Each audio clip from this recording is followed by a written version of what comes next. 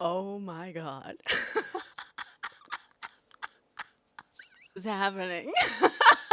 Apparently, the Wall Street Journal did not take too kindly to being sued by Donnie in what was another very clear bid for a payout. Note that when he announced that he was suing them, he very specifically said, like, oh, I bet they don't want to be deposed. He was hoping they'd settle. Instead, they settled for this.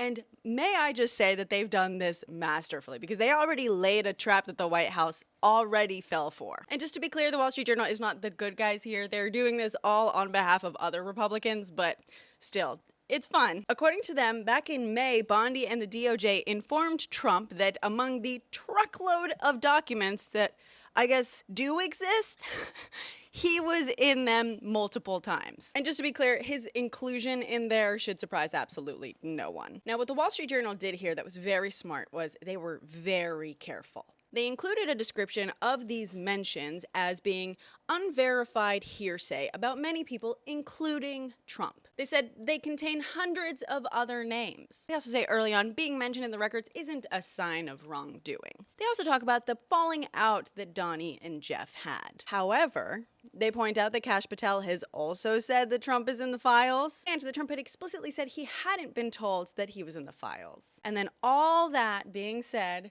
they give us this. A quote from the White House Communications Director, Stephen Chung. Quote, "This is another fake news story, just like the previous story by the Wall Street Journal." This was a trap, buddy. This was a trap.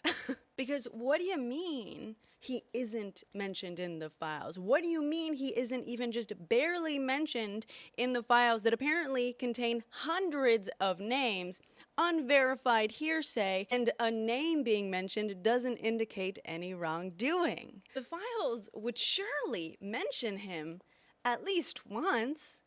Right? They were friends. They had a falling out. He was arrested during Trump's administration. Why wouldn't he be mentioned in the files? This